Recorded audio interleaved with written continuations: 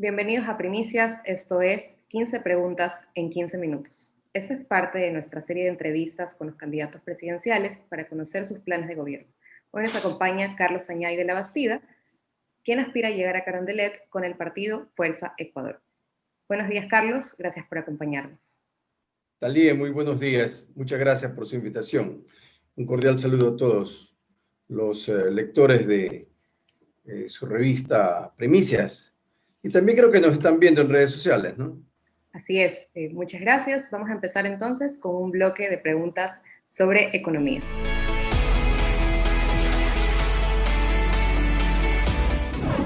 ¿Impulsará usted una reforma laboral? Bueno, la mejor reforma laboral es respetar los derechos de los trabajadores. Eso yo lo voy a respetar. Todos los derechos de los trabajadores. ¿Qué hará con el IVA y con el impuesto a la salida de divisas? Mire, el programa de gobierno es de 4 años. Mi objetivo inicial y fundamental es reducir el déficit a cero, de 9.000 millones de dólares a cero déficit. Por eso voy a presupuestar con base cero, es decir, nuevamente sin tener en consideración al presupuesto de la corrupción que tenemos hoy, que incluye un 30% de coima. Entonces allí serán 9.000 millones de dólares que eliminaré. Por lo tanto, no necesito subir el IVA. Y definitivamente me voy a sentar con el Fondo Monetario Internacional para indicar eso.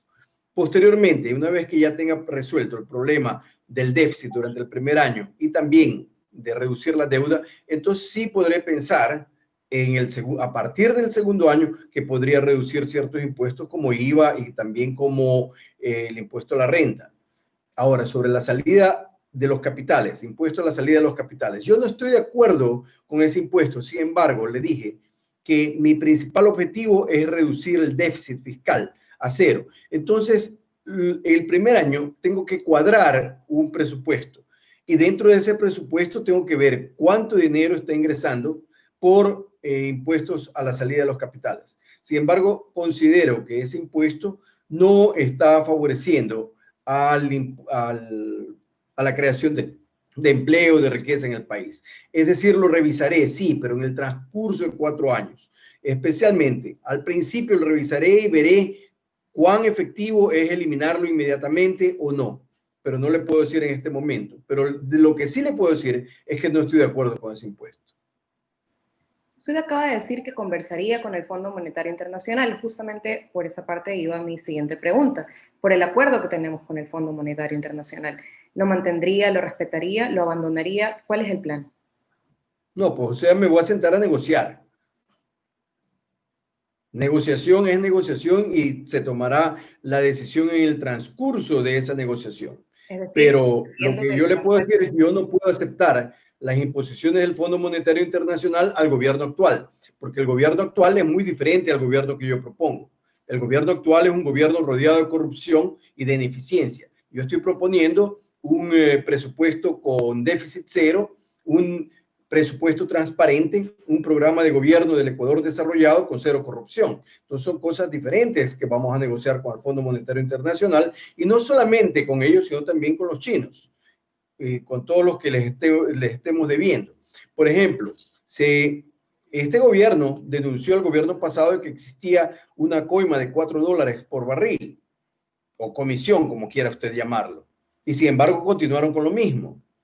Eso nosotros lo vamos a eliminar. Entonces tengo que sentarme con el gobierno chino a resolver ese problema y buscar alternativas de financiamiento. Si es que no es con ellos mismos, será con otros. ¿Cómo financiaría las inversiones que se necesitan para recuperar la producción del sector minero y petrolero? Cualquier persona puede decir, voy a subir la producción petrolera. Eso no funciona así en el mundo petrolero. En el mundo petrolero funciona que si usted explota más, usted tiene que encontrar petróleo. Y aquí no se ha hecho exploración petrolera por décadas. No se encuentra petróleo hace mucho tiempo. Lo único que se hace es consumir nuestras reservas. Y si seguimos consumiendo nuestras reservas, tarde o temprano quedamos sin nada. Entonces yo lo que propongo es inversión extranjera en proyectos de riesgo como son los de exploración petrolera. Es un riesgo mucho mayor al de producción. ¿Por qué? Porque cuando hay producción sabemos cuánto tenemos de petróleo, lo único que hay que hacer es sacarlo. Cuando se explora no sabemos si vamos a tener un campo productivo, hay que encontrarlo. Eso es lo que yo propongo, para poder incrementar nuestra reserva petrolera y también nuestra producción petrolera.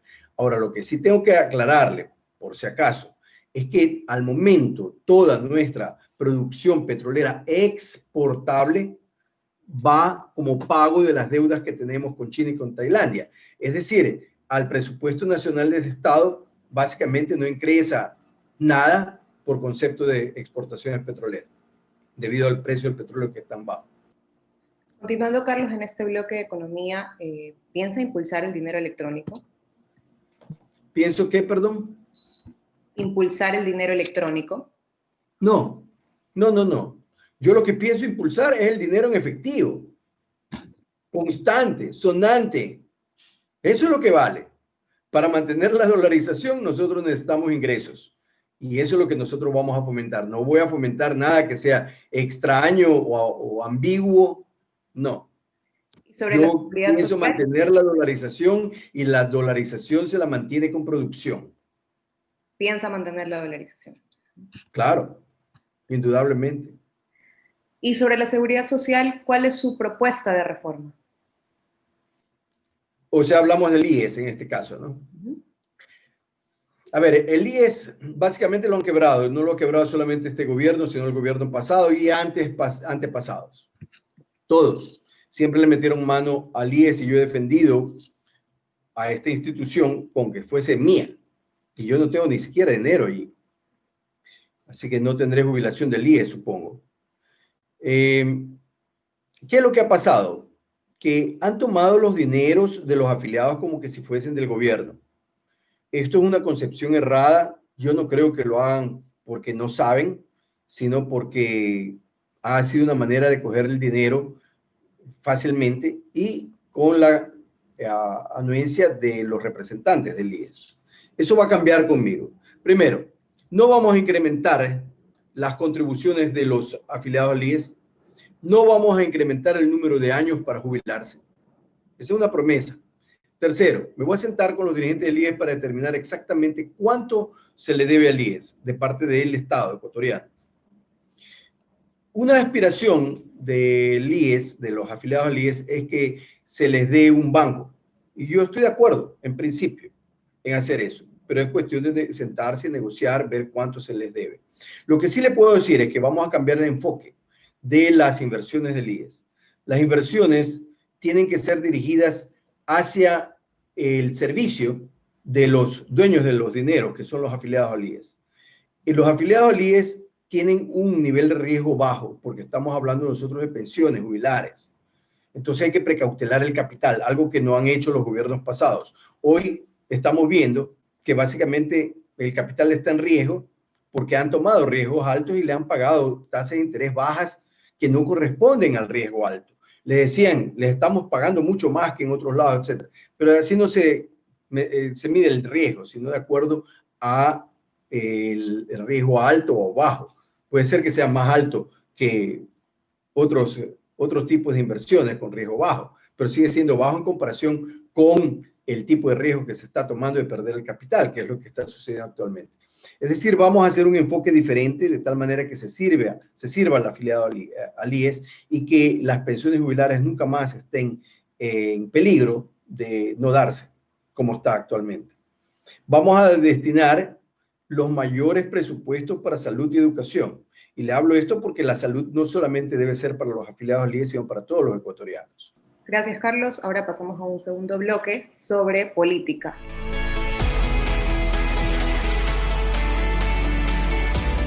Justamente usted estaba hablando sobre corrupción y por ahí va esta primera pregunta.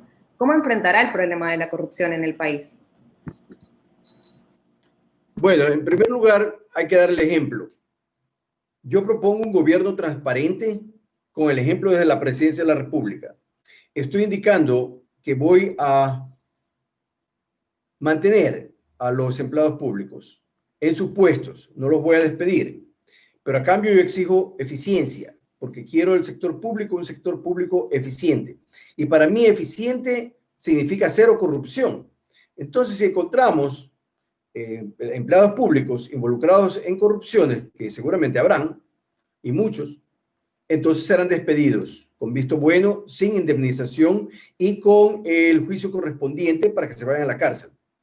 Con eso, yo creo que nosotros vamos a eliminar el sistema corrupto en un gran porcentaje. No hablo de eliminarlo porque en el mundo no se ha eliminado la corrupción. Hay niveles diferentes, pero vamos a reducirlo notablemente durante nuestra administración. Con el ejemplo. Ahora, vamos a introducir penas mucho más fuertes que las que tenemos hoy y el 2 por 1 se va a eliminar. Es decir, los que se van presos para cumplir toda la condena. Y estoy hablando de esto porque el endurecimiento de las penas incluye la cadena perpetua, especialmente para los corruptos, para los delincuentes de cuello blanco, que tendrán que trabajar para ganarse su sustento diario. Es decir, no le vamos a destinar presupuesto para comida.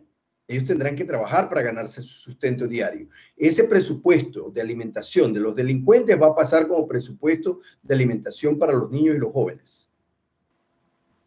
Ahora hablemos sobre política exterior. ¿Cuál sería el eje de la política exterior en su gobierno? Tener relaciones con todos los países del mundo.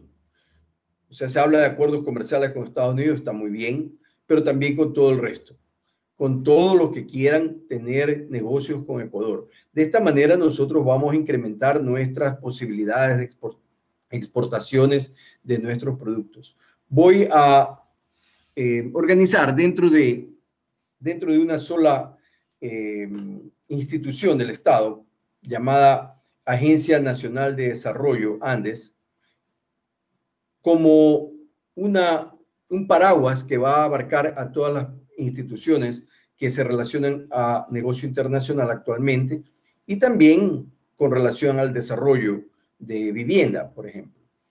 Tenemos hoy, por ejemplo, Corpey, tenemos ProEcuador, tenemos Banco de Desarrollo, de Vivienda y todo eso. Todo eso lo vamos a dejar juntos dentro o bajo la Agencia Nacional de Desarrollo.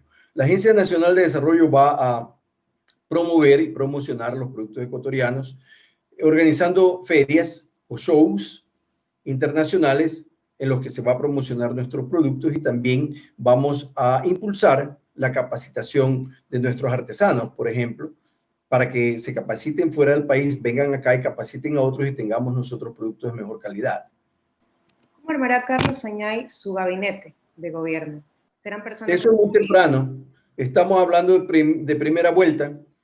Cuando ya estemos en segunda vuelta, usted comprenderá que nosotros tenemos que ver los mejores cuadros en todo el país, que sí hay, pero sobre todo cuadros honestos y con buena preparación. A pesar de que no sean de su partido. No solamente del Partido Fuerza Ecuador, no solamente, de todo el país. Este es un gobierno de todos. Y ante un posible escenario de bloqueo legislativo, ¿estaría dispuesto a repartir espacio en el gabinete? Yo no reparto nada. No necesito repartir. O sea, la palabra repartir tiene ciertas connotaciones con las cuales yo no estoy de acuerdo. Lo que voy a hacer es compartir las responsabilidades con personas responsables, honestas, transparentes, eficientes y eficaces para hacer del Ecuador un país desarrollado con cero corrupción. Eso sí. Gracias, Carlos. Pasamos ahora al bloque de sociedad, nuestro último bloque.